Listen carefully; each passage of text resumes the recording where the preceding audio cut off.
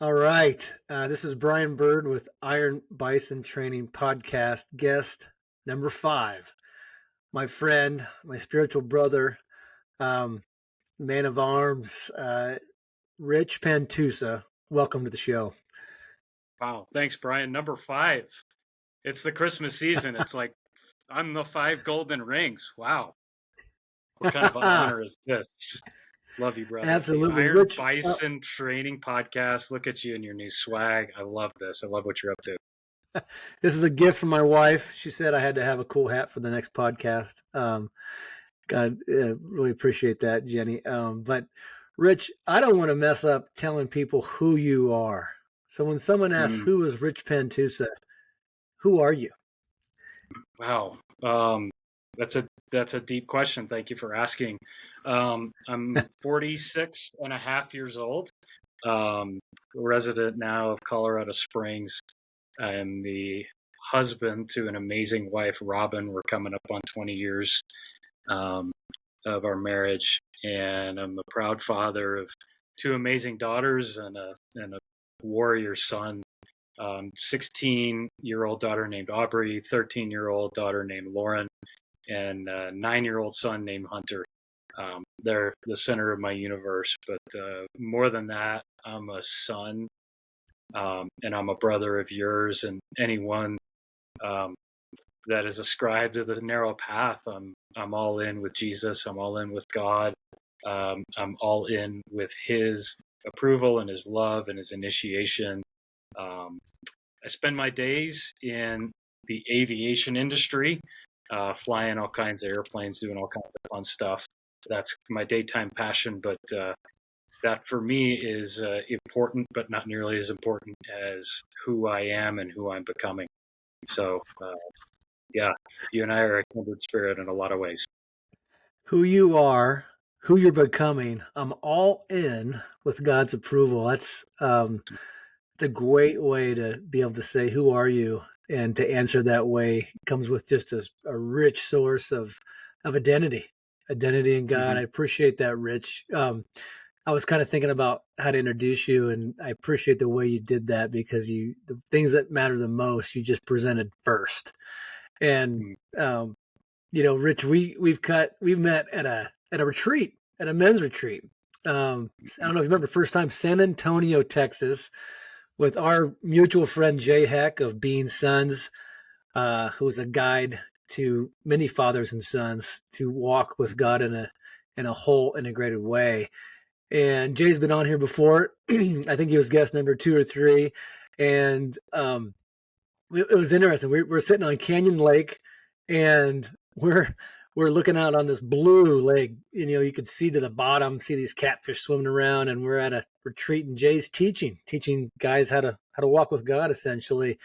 And I meet Rich for the first time, and I think we're sitting on the bank of the lake, and Jay's out with a jet ski, and if anybody in the listeners caught this story before with Jay, but Jay's starting to do donuts, and he's quite an accomplished jet skier, kind of a master of the ski-doo per se, and he's doing donuts and quoting rakes, and we're all, Jim and jiving, and we're in between sessions, and so we're kind of having some fun, and then Jay just guns it as hard as this high-end ski-doo can go, creates this wake of a donut, jumps on the back, and flips off and does a backflip, and he's coming right at us. And I think you and I were on the rocky bar thinking, boy, if he lands wrong, this retreat's over. Yeah. And this is all going very fast because he's in the air while I'm thinking this, and Jay lands 2 feet away from where he should not, and lands and gets up and rips off a Yahoo! and the joy bomb that's released into that crowd of guys around the lake. A lot of us come. We didn't know what to expect. We thought church camp, and maybe we're going to have to sneak some cigars into this place and have some fun. But Right. Jay just, he brought it and Mm-hmm. just releases joy into a place. That's why I first met Rich, and we became fast friends, rallying around anything that has to do with probably some adventure, God, and walking with Him. But Rich, it's obviously great to be with you. The first question I always ask with guys who we've cut some time together, and then of course we have met up at several retreats now, and we've got to lead together, got to lead guys in groups, processing story. And a big Yeah. value of ours has always been, we as you come to my house and share, has been the value of knowing where we're at in our story and how we're walking with God. Rich, where are you at in your story today, and how are you walking with God? That's a great question. And yeah, I mean, like when you relay that story of Jay, I did not know his spry acrobatic capability until that moment. And I had a physical reaction. I think my abs are still cramped um, from the the amount of laughter that came out of me just seeing him fly through the air. It was. I wish I could say that it was graceful like a swan. It was slightly less, but his hair was flowing in the wind. Yeah, it was one of those moments where time stood still. I remember that. And having the exact same thought of like, okay, I'm not a very good swimmer. I don't know how deep that water is, and I have no idea how to get this guy out of this bad situation if he turns himself into a bag of broken bones. But that was hilarious. Where I'm at in the story, Brian, is uh, it's a question that there's so many different answers in different parts of my story. I have come so many miles higher up and further into the heart of God to the place that I can understand that there are millions of more miles left to trek with Him. Um, and where I am is coming to the understanding in sort of like the decade of the 40s that I have very little to offer that doesn't come out of a place of just saying yes. God says something, He asks me to do something, He invites me into something, and what He's asking me for is no more or no less than just my consent. Um, and where the first 46 years of my life thus far has led me to in that regard is that there's no place in my story, in my life, there's no category where He's not wildly interested and wildly passionate about me being in. And it's easy to point to things like, yeah, He's very, very much interested in my marriage, just like He's very much passionately um, concerned, interested, fighting for you and Jenny and the bond that you Yes. guys have. Um, Yes. he wants me to be a conduit of His father heart towards my kids, each individually and universally, to reveal who the Father is. That's a role that He's called me and you into um, with Calvin and Drew. And those are easy things to point to and say, yeah, he cares about that. But what about the things that we don't really know how to talk about? And the frontier for me, the place that He's been coming after me uniquely in a way that I'm so excited about because He's brought me some clarity, is that He's actually interested in what I do in the 9 to 5s, in the dailies, in my work. And I'd just love to share that with you and whoever cares to listen to it, is what does God have to say about me and my work? And what is He doing in me and my work and through me and my work? Because I feel like we've gotten some things maybe wrong, or we have some assumptions inside of us that we're kind of a little bit too scared to talk about. So would Yeah, you would you let me sort of tell that story? absolutely, Rich. And when you say work, obviously you mentioned aviation. You know, I, everybody has their vocation. Mm-hmm. Everybody has a different line of work, and the way we walk with God in it, it's rarely talked about. Usually Yeah, we, some of us go to mega churches, and some of us are in programs, and in those environments, you're rewarded if you're in more programs, and if you're the usher, and if you right. are there first and thereafter, and you hand out programs, and you facilitate Christmas shows, and some of us are in really small bands of brothers, and we're rewarded by maybe lighting a fire, getting guys around it, and having deep discussion. Um, but when there's all sorts of ways, and maybe you're in a home group or a cell group, and what podcasts are you listening to? You're kind of, there's culture that influences and tells you how, can influence your walk with God. Uh, but the subject of work, the subject of my 9 to 5, a lot of us, it's taboo. Like, wait a minute, Mhm. God, work, it goes together. Some of us, some of the listeners may not even have that as a category. So to even broach the topic of Yeah. work and walk with God, how does that work? And tell us more. You're so right on, Brian, because I am only able to offer what I have to offer from a place of walking through that ache that you just mentioned. Like, I go to church, right? And that's a pretty common experience. And, a lot of our heroes have gone so far as to say that a lot of men in pews are emasculated, or they don't feel like they're even welcome, or they can't find home there. It's not a masculine experience. It's not a manly thing to go to church. And I experience that too painfully, too often, to not get really curious about why. Um, and I say all of this with just a blessing for church and for the full-time ministry, the ministers that you and I love, that we've been connected through. And out of love for them, the things that they brought us to is deep connection, deep heart, deep union. God is initiating us, but there's something that's missing, like you said. Um, and I feel it starts in me from my desire to outsource way too much of my spiritual growth to them. Mm. Our pastors, our ministers, the people we listen to, the content we take in, our spiritual mentors, um, we've outsourced quite a bit of our need for one-on-one connection, intimacy, union, spiritual walk, right? God with me. I've outsourced that way too much of my life to them. And in doing so, I've outsourced a lot of the union that God has for me, like an awareness of Him with me right here and right now. Right. And so right? Yeah. I mean, when I think about outsource, we may have someone go wash our car for us. We may outsource, we may pay someone to do our taxes for us. We outsource the taxes.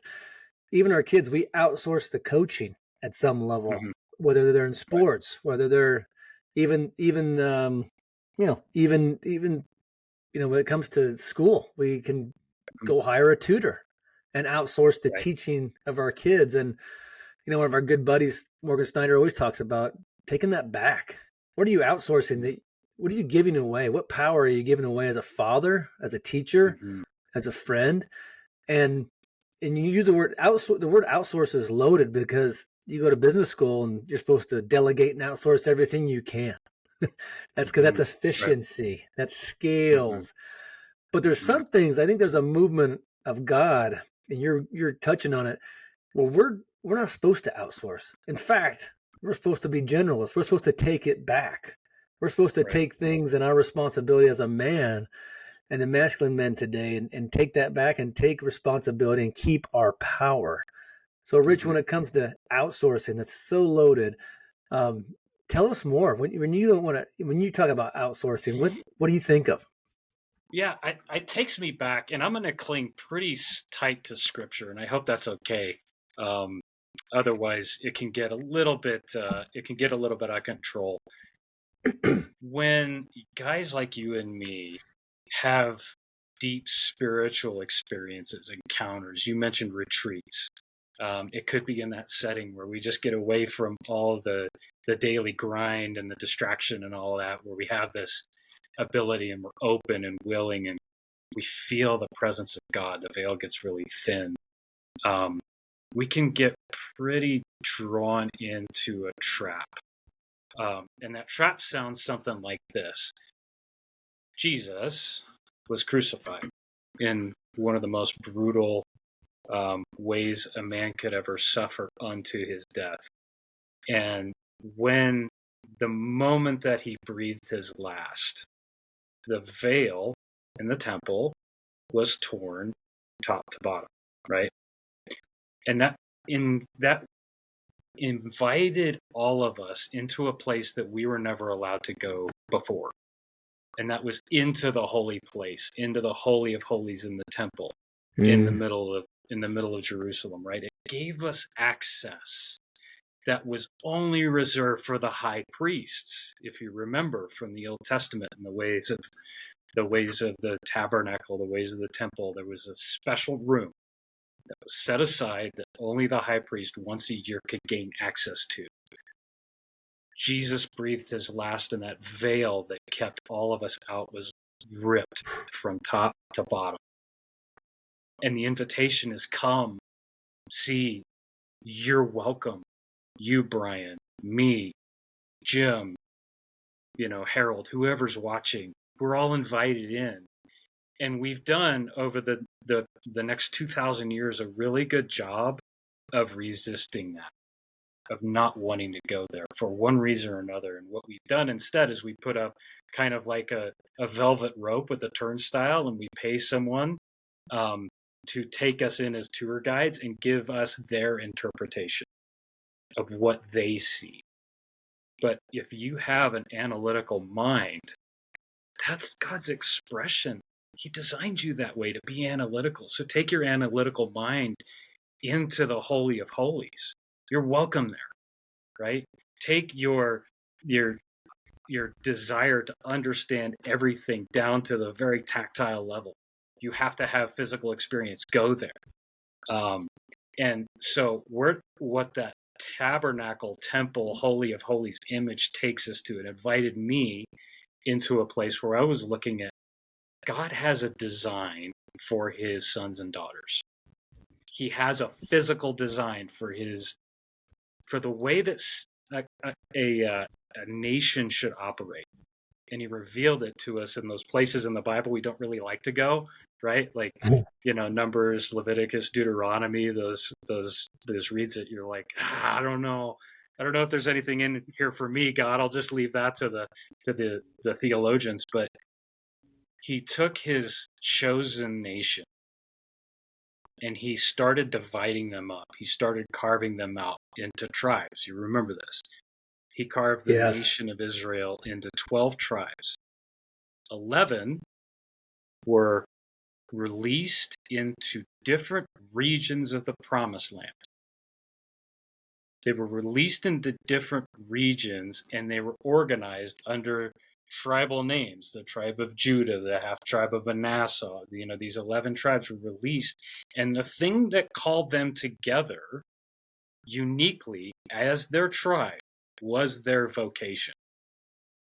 To those that were agrarian, he moved into fertile lands. To those that were mercantile, he moved into places where there was access to free water for mercantilism, right? For those who were craftsmen, he gave them rich natural resources to become artisans, right? He organized us, his chosen nation, around our vocations and the things that we get to do, right? And he released each nation, each tribe of the nation, to go do what he created them to do. And what that does for me is like, okay, hang on a second. Like, he cares about my vocation. He created me with a purpose that does not necessarily look like preaching the word or evangelizing or creating these moments, right? These spirit-filled moments. Because what he did in that organization was he took one tribe, the Levites, and he said, you're not getting any land. You are set aside to serve God, to serve his temple, and to serve his people. And, these people had it made in some ways. In some ways they worked really hard, but the ways they had it made was like, the other 11 tribes brought in their finest and gave it the first fruits to the temple, right? And to the priests and all that. So they were getting grandma's secret apple pie recipe, right? And they were getting the best of everything. And so that's that trap that I'm talking about, is like, I bet you I want to be over there because that's where the real action with God is. Right. That's where the action is. That's what I was created for. I was created to be a son of God, and I only serve him best when I'm in that place full time of bringing the word, of bringing people encounters with God and all of that.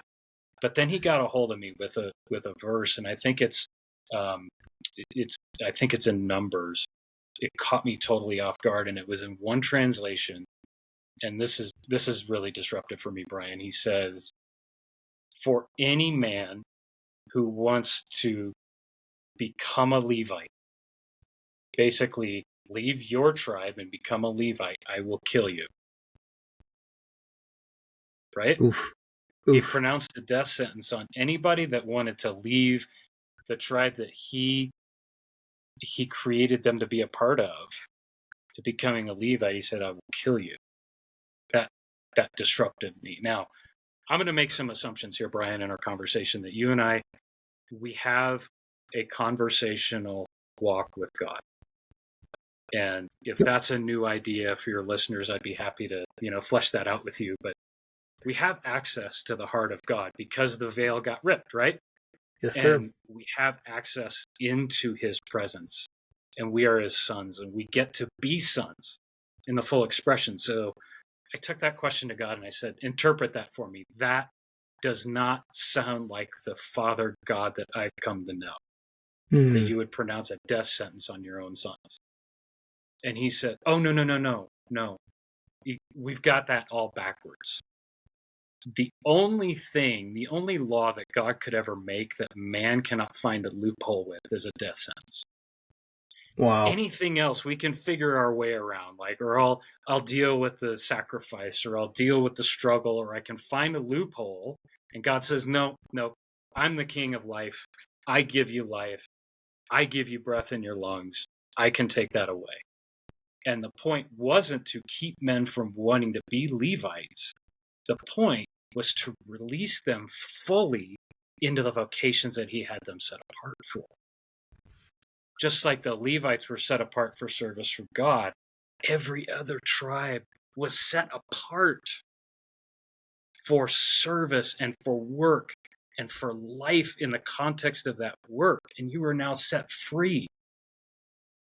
The death sentence is to set you free from the pull of the Levite pulling you back in.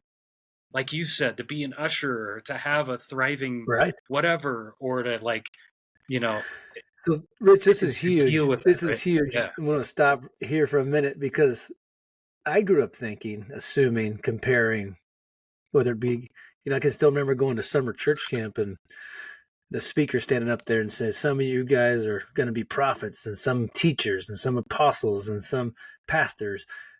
And they never mentioned businessmen. They never mentioned you're going to go to the army. You're going to be a pilot. They never mentioned you may carry a gun for a living. It was just the fivefold. And it's kind of a mind shift. And to think that kind of you grow up and you have this assumption that if you're not a pastor, or you're not on the Mm-hmm. worship team, or you're not on the team of the guys that kind of run the show, then somehow you're less than, or somehow Yeah. your walk with God is not as good, or there's some Mm-hmm. implied ranking um, with what it means to serve God, to walk with God. But you're saying, wait a minute, it's kind of the exact opposite. Yep. For the folks for those of us who've kind of may have grew up with those assumptions, that if you're not a pastor, you're maybe less than. Unpack that Right. for us. Yeah. First of all, because I am an analytical numbers guy, and the first 5 books of the Bible have a lot of numbers in them. I said, well, that's got to be worth something. So I did the math, Brian, and just to paint the picture of what we're talking about, I believe it was something on the order of 630,000 men of, fighting age, of working age, were mentioned at the beginning of the nation of Israel as they were settling the Promised Land. And I did the math on the number of those that were Levites, and it turned out to be about 3.5%. Wow. Of all the men of working and fighting age were Levites. That means there's 96.5% of the men of God's chosen nation, 96.5% of his chosen sons were not pastors and were not ministers and were not, the guys that were tending to the business of the temple. 96.5% of his sons, who were his favorites, Wow. who were his chosen, who And were free. his nation set apart, set free.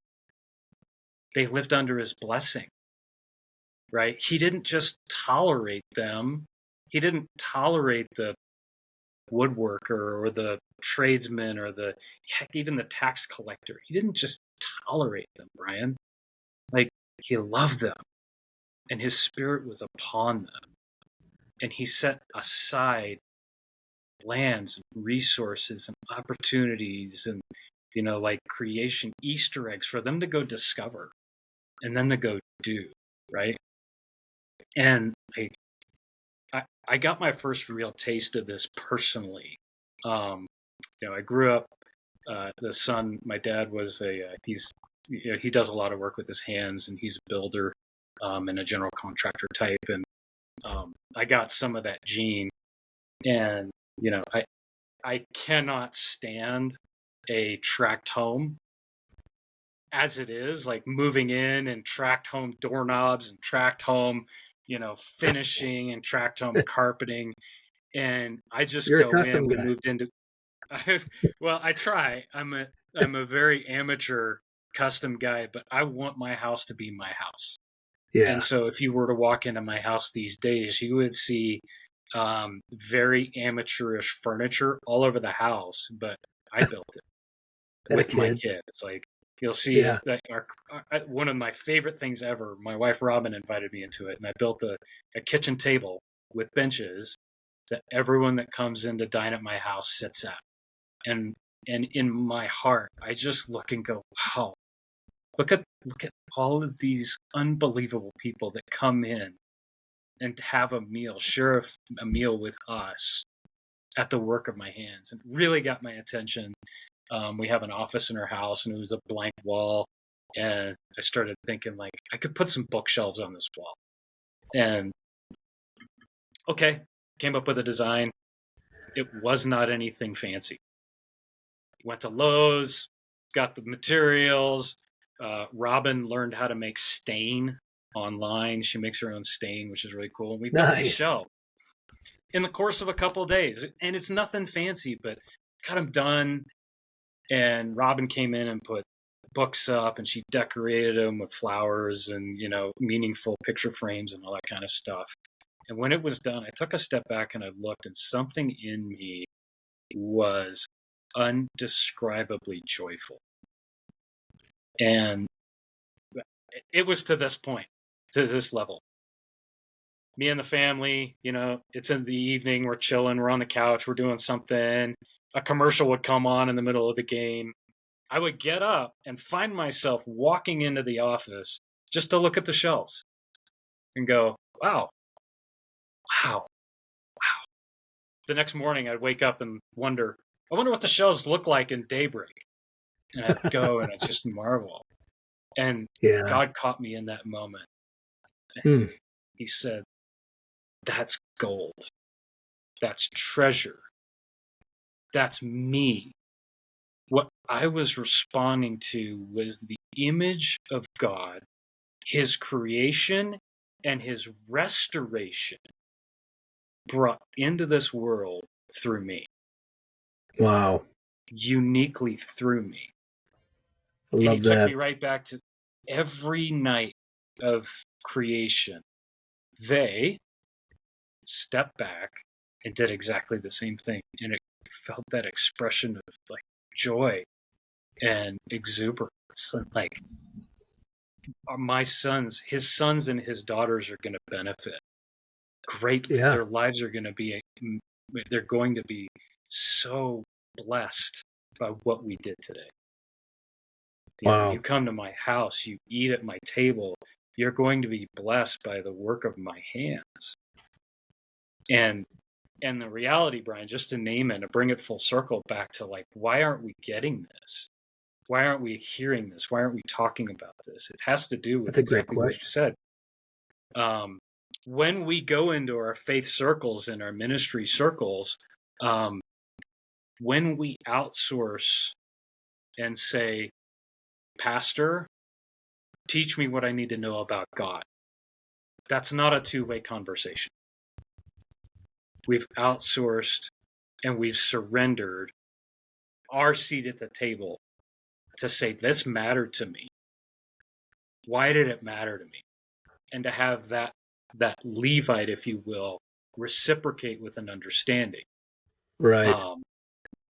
And so it's difficult to submit fully to an authority figure that hasn't had that experience themselves, but we Yes. do it all the time, right? And just to take that one step further, like, we make this harsh assumption about our boys.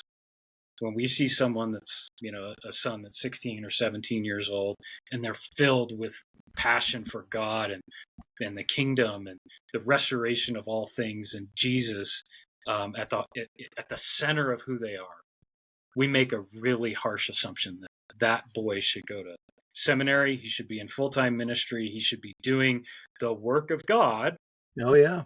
Whether or not he's got talent and skill set that's wildly needed somewhere else that brings him alive, right? Or So we that send him God to may, seminary. yeah, God may have another plan for him, right? Totally.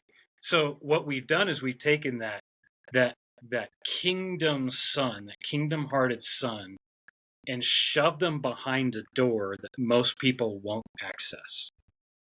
Most people will not go into a church because they don't feel as if they're going to be validated for who they are, right? If that boy has grown up to be a man who's been taken out of the place of his greatest gifting. And again, I say that all in blessing of our pastors, and thank God for them. Thank God for those who sweat and bleed and give their whole lives and devote to us. Those are the Levites. But there's a distinction, Brian, and I've unpacked this with other guys that are sort of in the ministry realm. And they say there's something interesting about a true Levite, and that's that they long to go across the fence into our world.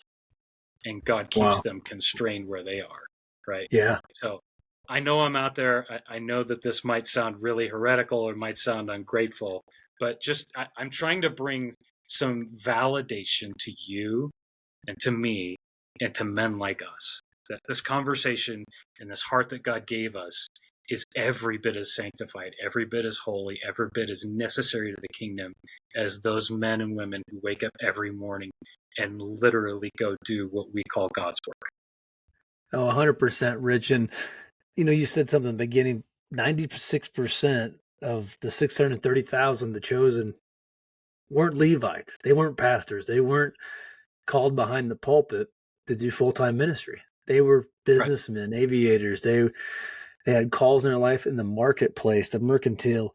And, as a businessman and one working outside of that 3%, I find myself being validated just by what you have said, because not a whole lot of people are saying it. Not a whole lot of people understand it from the biblical perspective or have any revelation. They did, like you said, they just assume they see a good leader at church. They put the pressure on them. There may be an altar call, and if you're going to be a pastor when you grow up, raise your hand in the youth group. And there hasn't been in some circles consideration that God can actually speak and call you into aviation or call you into entertainment, government, what's often called as the seven mountains, right? And if I'm listening today and I'm a businessman, and Rich, you just unpacked some validating teaching and some validating revelation about the call on those who are not in ministry, our lives to serve and in the marketplace. What kind of encouragement would you have for that guy who thought, wait a minute, I'm just as worthy. My call is just as important. I would go so far as saying maybe it's more important because of the people, like you said, who are not going to walk into the front door of a church because of previous experience, hurt, habits, hang-ups, and disqualifications.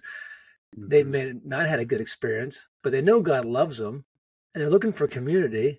Like, crap, where do I go?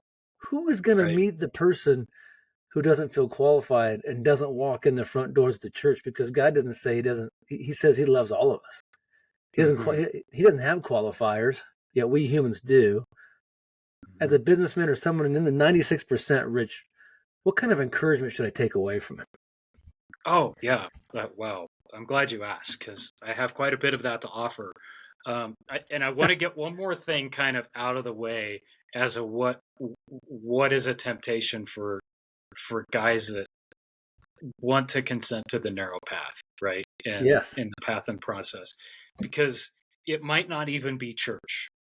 You and I are products of these heroes in our lives. You know, the John Eldridges, the Morgan Snyders, the Jay Hecks were products of their committed stewardship to bringing us into God's presence.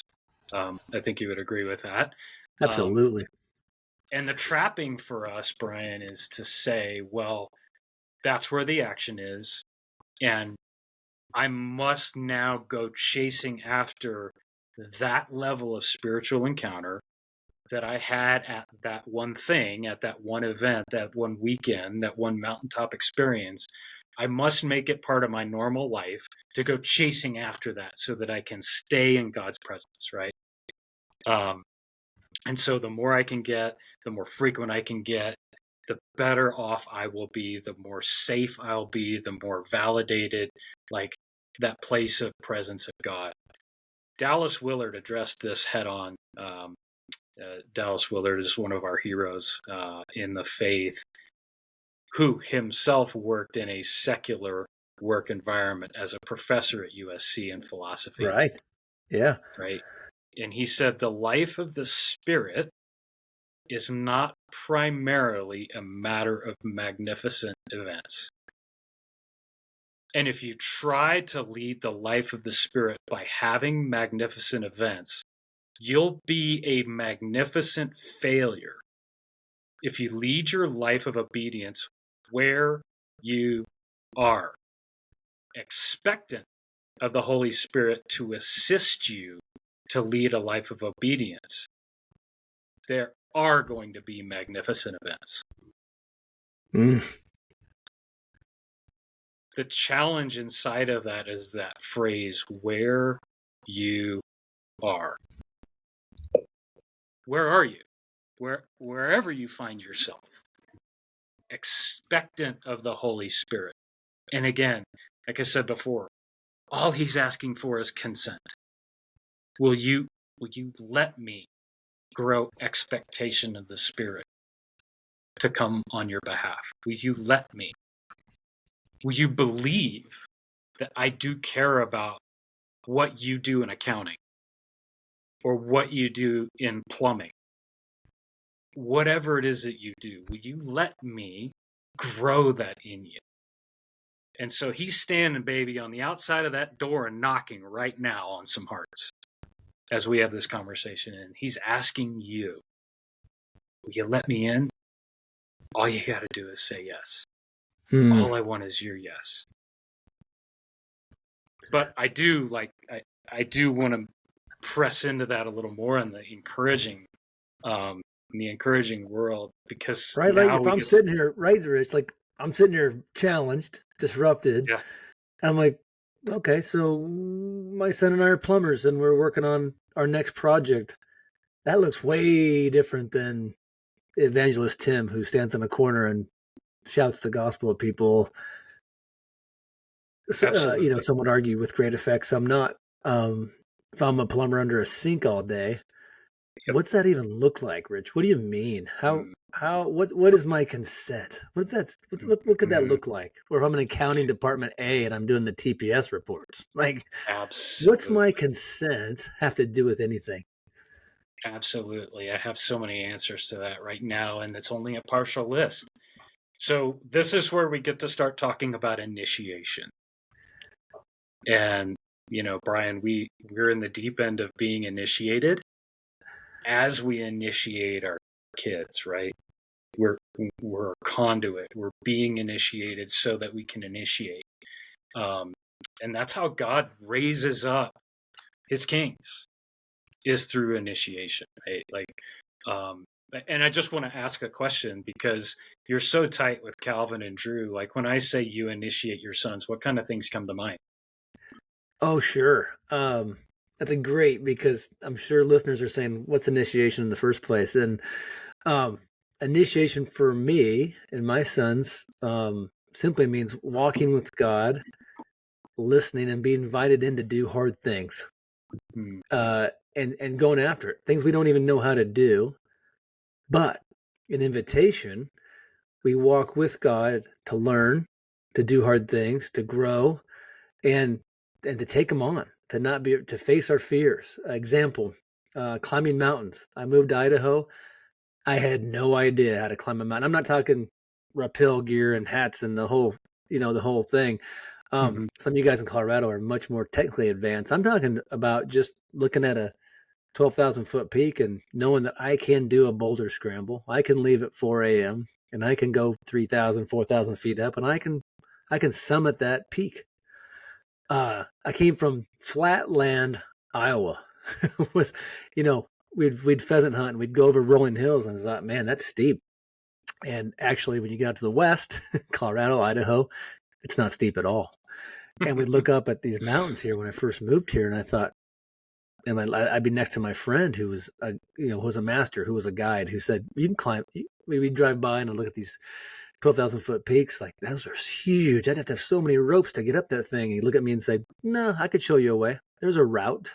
You have to be good at choosing a route. I'm like, what?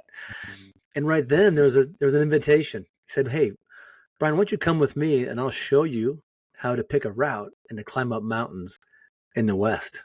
I'm like, okay. And at that moment, I was invited into something I couldn't do alone. I'd have to trust a guide to go to meet to the end of that journey and to climb a mountain. Same thing with God. There's always an invitation. And Right. I was initiated myself with a guide who helped me pick a route and climb 12,000 feet mountains. And we did it. We climbed Mount Bora, the highest, peak in Idaho. I had no idea. I thought there's no way I could get up that mountain without ropes and helmets and without dying. And the guide took me up there. He said, we're leaving early. We're going to pick a route that's safe.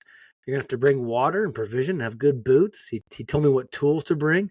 And by golly, he taught me how to do it. And your first question was, how do you initiate your sons? Well, I just figured out how to do it with a guide. Now I'm going to show my sons how to do it. At age 7 and 10, I took my sons into the Seven Devils Wilderness area, which had all kinds of 9,000-foot peaks. And at 7 and 10, I showed them how to pick out the right boots, carry the water, take the things and the provisions you needed to climb, pick a route, and to climb a mountain. Something I never had at 7. It took me 32 years to get the skill sets to go into these mountain ranges to climb. Right. So when you say initiation, it's with God. It's, hey, come, let me show you something about your heart. It may not be a mountain range in the physical, but it may be a spiritual range where you're supposed to take authority and lead your family. And he initiates us. He invites us into those things where we don't know necessarily what we're doing, but he's going to meet us with people, with guides, with folks that know what they're doing, and they invite us in to learn so we can give away and learn and become proficient in areas where we're going to give away what we never had. And that's a Yeah. short. So Yeah. I've initiated my sons on how to climb mountains. I've initiated them in ceremony, surrounded by 12, 13, 14. We call them uncles. When they're 13, we're not Jewish, but, at 13 is a big age in a lot of religions and traditions. We had 13 guys sitting around a table talking about what they wish they would have had when they were 13. And then to offer to my sons in ceremony their guidance, their proficiency, their phone numbers. Hey, when you have a question, you can call me. Sometimes it's not comfortable calling your own dad. Come Yep. call me. I will Yeah. help you. Yep. That's a Yep. short snapshot Exactly. of initiation. Exactly. So tell me, as you tell that story, which is beautiful, and like, if I could just take a real quick aside and say, I've been invited into your house, and I feel so privileged and honored because I've seen your sons. I've also seen your wife and how vibrant she is, and how well loved that she is. Like, is Bryan Byrd the real deal? I will be on your very short list of men who will vociferously. Did I say that the wrong way? I'll be on a very long list of men who will passionately, vociferously say, Bryan, you are the real deal. What everything that you share is out of experience. It's not bullshit. It's not like theoretical. Your wife is vibrant. Your sons are vibrant. They are strong, and they are fiercely dangerous in this world. But they turn with care and concern and compassion towards others every chance they get. Thank you. And so, as you're recalling those stories of initiating your sons, what's your heart? What's your purpose behind inviting them into these experiences? Oh, lots, but the heart behind initiation is I know who they're called to be. I know when they grow up, they're so capable. Um, and I come with them with nothing but belief in and exuberant amounts of love and purpose and belief that they can do things that's in them, and I want to help them pull out from their hearts to help show them that they have what it takes, but Mm-hmm. also that they're called to do great things. And if it's hard, it's probably where they need to be. If it looks Yeah, hard, that's probably where they need to go. If there's fear involved, that's an area where we need to step into. We need to go towards hard things, towards the things that we're afraid of, because that's how God's designed us. That's how designs boys and men and masculine, um, great masculinity to provide care, to take care of the widows, to take care of the poor, to take care of hard things, to change the world in which we've been placed. yeah. And so the point is not to be able to go climb huge mountain peaks. That's not the end. That's not the end. It's a means, right? Yep. What Yeah, you're the mountains. describing. Yeah. Go ahead. Yeah, the mountains are just an analogy because we face so many mountains in life, pillars, downfalls. We face death. We face family members dying and leaving this earth. We Mm-hmm. face, we face hard things, and as young men, we need to get around older men because they know what to do. A whole Yeah. a whole veteran man who's been through war, who's been through loss, and come out better on the other side to give away life, like they know what to do. And the invitation initiation is let's get our young men who don't know around the old men who've been through it and do, and let's Yeah. teach them. Let's show them a better way, a whole way, a more integrated way, um, to get on the path and the journey to walk with God, so they can become a path of becoming versus I got to have all the answers, or I just need to get on TikTok to figure out the next solution. No, there's an actual path and a walk that was designed for us in apprenticeship that's kind of been lost. That guys like you and I and others are recovering, and those that's what part of initiation is all about, is to get back on that journey and to recover that. Yeah. That's beautiful, because what you're describing, Bryan, is the heart of a father, the heart of a true father. You're describing a father who loves his sons and his daughters. And there's initiation for women as well, but we're talking specifically about men here. And the Right. point, like you said, is not to get the Instagram picture at the top of the highest peak, right? That's not it. That's awesome. That's like a trail marker. That's a treasure. Whatever those pictures and memories and souvenirs and all those things are. The point is you named a lot of elements: the unknown, danger, uncertainty, and then a wise guide to Yep. say, this is what you need, this is how you do it. There is an easy way, like you said, about finding a path, because young bucks will try to charge right up the steepest part of the slope, right? And Yes, the sir. wise guide says, no, there's an easy way. We can do this together.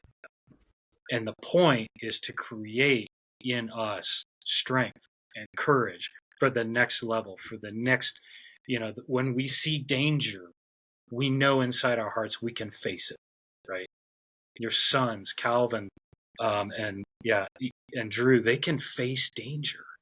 You're released one, you're about to release another in a couple of years into the world, and they have what it takes, right? I was just at the 9/11 memorial in New York City at Ground Zero, and Oh, wow. overwhelmed at the thought of ordinary men and women. Their names on the carved in the memorial now with their, engine number or their crew number or whatever. Ordinary people woke up under an ordinary day and they charged into that disaster saying, I'm in it. Those men and women didn't just wake up one day and decide to do that. That heroism and that courage was initiated in them day in, day out for months, years, decades. And they made a difference, right? 100%. That's what we're talking about. That's what we're talking about with the power of being initiated. So what does that have to do with the plumber? Well, I've come across a sort of theorem inside of me about the heart of God in this exploration where God initiates us everywhere. I mean, you want to find out your weak spots and what's adventure and where danger lies? Get married, right? 100%. Right. Get married. And Bryan, I love you've been so vulnerable over your years of sharing stories about how just your relationship with Jenny and the crap you guys have walked through the course of your marriage, and how you've become the man that you are because you've consented to the process of God initiating you as a son, right? Yes.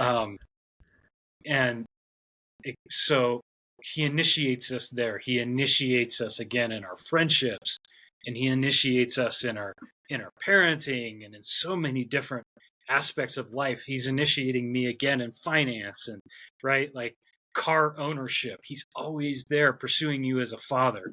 But Bryan, here's the theorem. In no place in a man's life does God do anywhere near the depth of initiation as he does in our workplaces. There's no place quite like our workplaces where God has access to initiate his sons.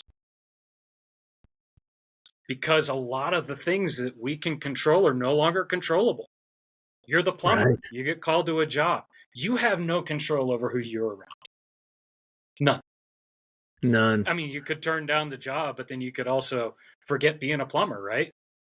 Yep. You have no control over who's going to give you your certification as a plumber, as a master craftsman.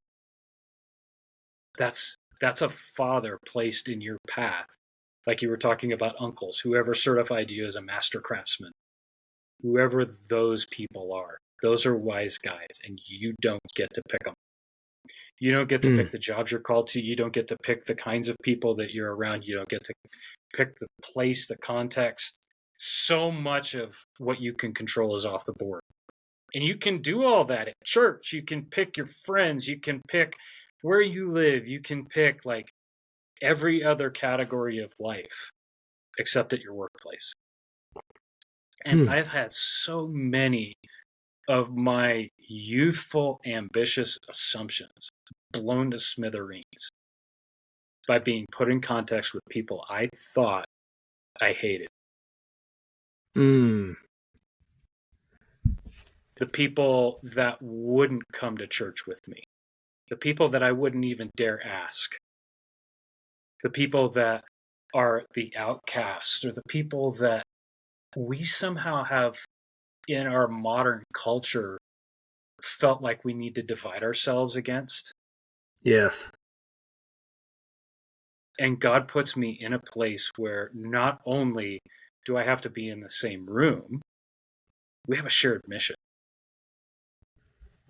We have to do something together. For me to come to a place of like, no, wait a minute. I don't see you for your politics or your sexual orientation or whatever that thing is that's supposed to divide us. Yes. Now we're on the same team. We're forced into the same foxhole. And you and I have a lot more in common than the world would have me believe. Right. So It's so there's good, that. Rich. I'm thinking about, you and I both have rallied men around fires, not on Mm-hmm. Sundays, Yeah. on a night week, and the guys that show up at fires, and we go to share stories and to be heard and to be seen, and we rally around God, of course. But I just was thinking about the guys who show up around fires are much different than the guys show up in the pews on Sundays, and a lot of it has to do with what we're talking about. I have a Mm-hmm. fire tonight, Emmett, Idaho, Wild Courage.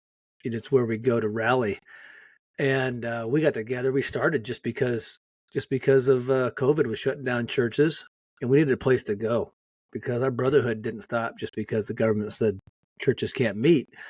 So we were meeting in a barn, and we were, and I didn't think anything of it. But the guys that started coming, they were white, they were Indians, they were blacks, there were Vietnamese. We have all races. There's straight, gay, uh, LGBTQ community. There's, it's very diverse, very diverse. There's Baptists, there's Mormons, there's Christians, there's agnostics, there's non-believers, and they all rallied around a fire, and they showed up. They wanted seen. They wanted brotherhood, and it was very, very, way much more what I believe is the kingdom of God than it was in the section of white America that I saw on Sunday mornings. It was just, and for the last 3 years we've been going to these fires, and there's just something there about shared mission, shared goals, that where race and sex and other things can't affect.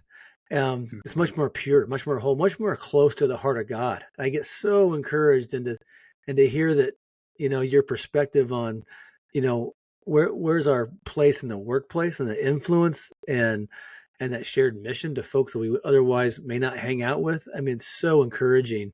Um, Thanks for pointing that Mm-hmm. out. I'm just curious, at your fires, are you finding the same thing? And Yeah. is it is it the same lane of like, what's God doing here? I wouldn't normally hang out with Joe or Sarah or whoever, but here I would. Yeah, dude. Like, so I've been hosting the Coal Biters here in Colorado Springs for about three and The a half coal years. biters. Is that the The name? Coal Biters. Yep, Coal yep. biters. Okay. It's Yeah, it's from a Tolkien. Tolkien was famous for meeting with um, a bunch of other scholars there at Oxford, and they were called the Inklings, right?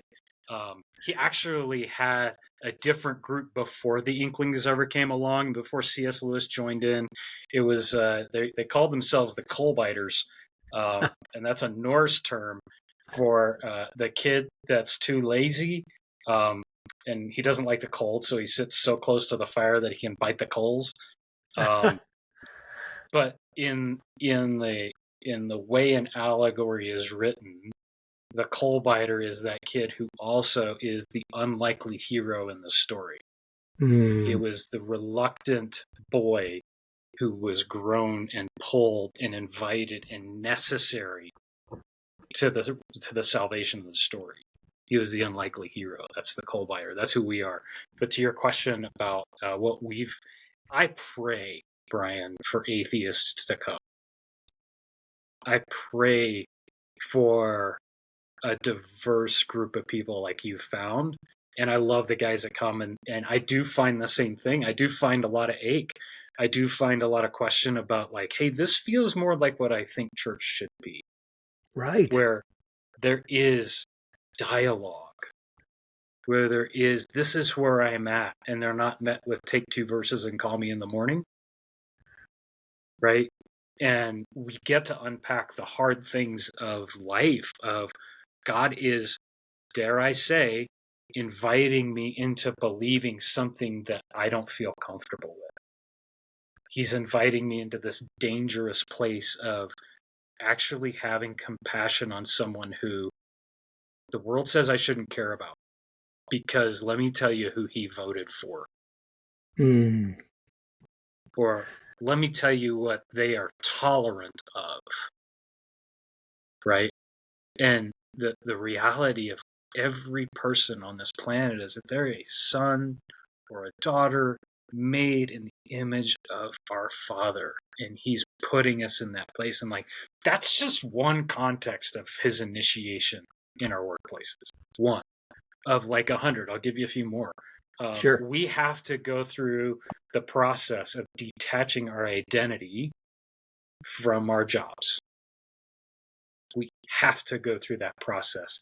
And he's so kind and gracious because if all of a sudden I am a CPA, well, you've just assigned the seat of ruler, king, of son. You've assigned the seat to something so much smaller in your own heart. And for him to say, yep, you're an accountant.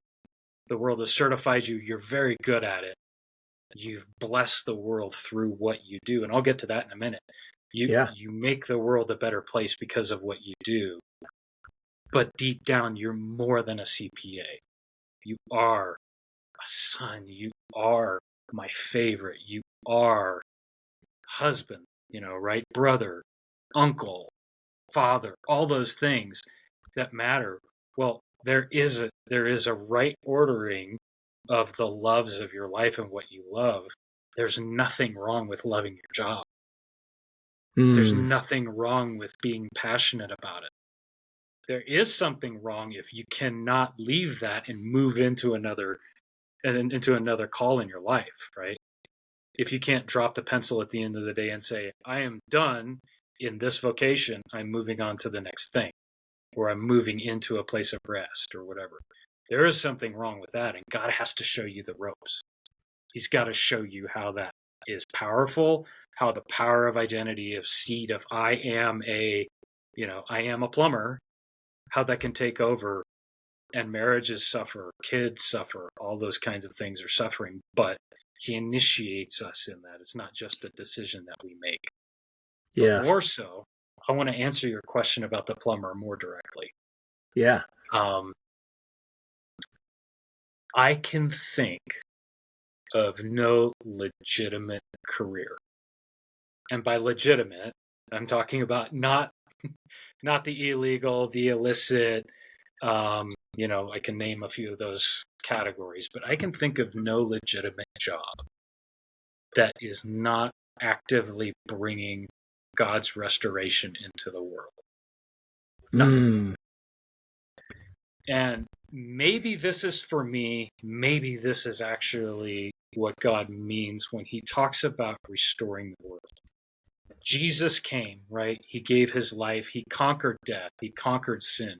We are living into the reality of a never-ending kingdom of God.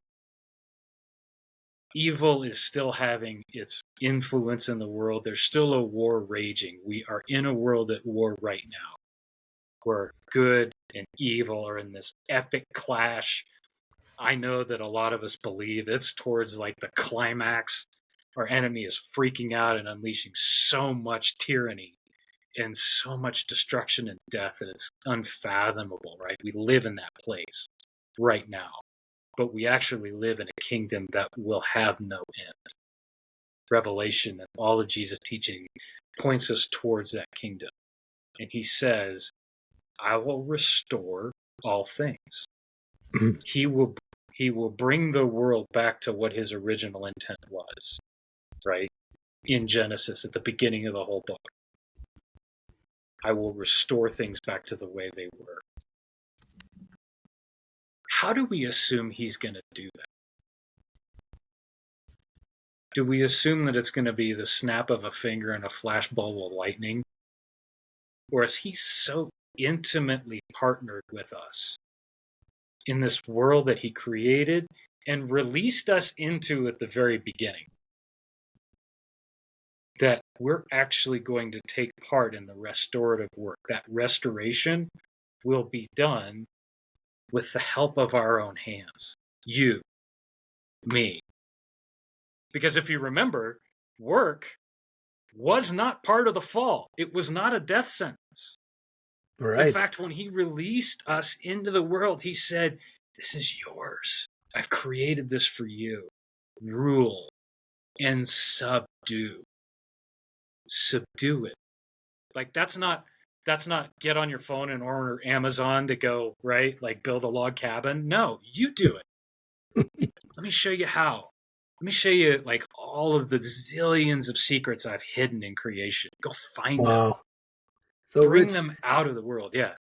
you're saying as a plumber, as a framer, I am invited into God's restoration with my skill set, with my vocation. I am part of the restoration with God. Like I have a role. I have a path. I have a journey. I have a role to play in the larger story. Jesus said so much, right? Like John Eldridge has taught us that one of Jesus' biggest proofs is like, what's the fruit? Yeah. So to that plumber that just spent the day being a plumber today, December 27th, Wednesday, what's the fruit of what you did today? And I'm touched by the fact that you got a call. If you're a residential freelance plumber, you got a call today from a single mom whose pipes had burst in the freezing cold.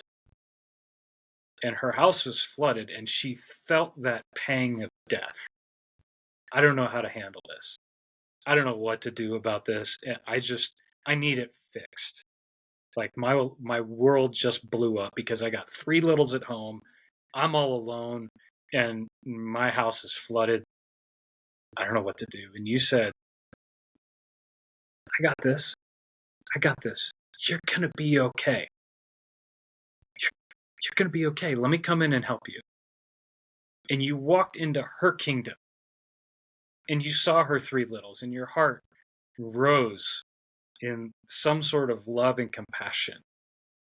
And you had what it took. You came in and you restored things to the way they ought to be. And she will never see you again. She probably has to pay your wage, right?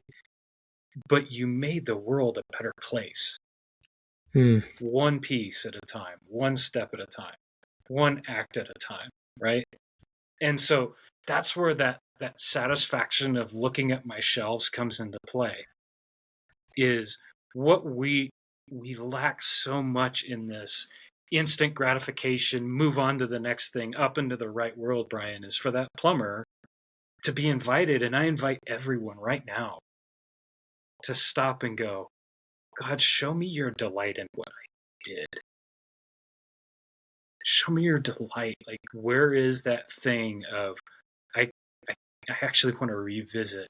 Show me my effect. Show me what I did today that was one more step, even if it's a tiny step towards your restoration of the world as you meant it to be. And no one is excluded. No. No one's excluded. Well, actually, that's so inclusive. I feel my heart raising and encouraged that the little things I think are mundane of day in, day out, Monday through Friday or Saturday, just grinding as part of, wait a minute, I'm invited to be part of restoration of all things. I have a role in what God's doing. I think that's a great place to stop today with part 1 with Rich. And just end on that invitation, on that disruptive, for some of us, it's a new category of thinking. I have a role to play in the restoration of all things. It's an invitation. And with that, Rich, I'm going to say thank you. We've been at it for an hour and 9 minutes, and I think there's more to come here. You've uncovered, unpacked a line of thinking that's going to be new for a lot of people. It's going to be disruptive, but most of all, it's going to be so encouraging to think that what I do is no less important than a pastor, preacher, evangelist, but it might be even as important or even more when it comes to the restoration of all things. So, Rich, Yes. thank you so much. We're going to end with that, but thank you. Now, what I do want to know is, will you come back and unpack more of this idea that our vocation has a huge role to play, maybe more than we ever thought? Yeah, Bryan, I mean, any time with you, I think it was John Eldredge that described this, always listening to how our soul is reacting to a certain situation. And my soul right now, anytime I'm with you, even, is the spirit of a Labrador puppy, and my tail is just wag, wag, wag, wag, wag, wag, wag. So I'd be honored to come back. I do want to ask on your platform, Bryan, like, there are those men who are listening to the things that we've kind of unpacked and have doubt and have serious concern, or like proof. I have proof that this is absolutely not true. Because there's so many places we could go, and like, that feeling of I'm worthless at my work, or my work is toxic, or but the other things that Yeah. I haven't even come into contact with. I want to encourage that feedback if you have that on available to your audience. Like, I'd love to. Where's the ache? Where is the that's the like I feel like some yellow flags getting thrown and saying that's not true. I want to know what Yeah. those are, and we can tackle them. I would be honored to come back. I love you. I love what you're up to, and any man that's aligned with you listening to this, just I want to say I love you too. Well, Um, and Rich, yeah, as a teaser, just to get folks thinking, let's say I'm in a toxic workplace. Let's say it's bad. Let's say I got an overruling boss, and we got to grind 80, and we're covered in the monthly nut for the business, and we're a tech startup, and the pressure's on, and heck it yeah. is toxic. What's your response? In a lot of ways, my response is, what is my post? What is my role? What is God initiating in me? Because, and I just want to say, like, there's an assumption in there that God's not there in that Yes. toxic startup, in that me centric up and to the right. There's an assumption that we all make that God can't possibly be a part of that. And so we feel this responsibility to bring God in so that we can be safe, right? And Dallas Willard addressed that head on. And he said, if you have this desire to bring God into your workplace, you need to understand one thing: that's He's already there. Hmm. He's already there. And so, as a teaser, I just want to invite the question of, maybe there's an opportunity to ask God, where are you initiating me in this? And it very well might be one of the hardest things that you could ever accept, is for Him to say, son, I release you from this. Wow. You were released from this post. Maybe, right? But you have to, right, believe and consent that He's actually speaking, that He actually comes with you into that toxic place, and that He's very much passionately interested in meeting you in that conversation. Rich, thanks so much. That is a taster. That is a invitation for disruption of, I believe, of all good things, to journey and walk with God in.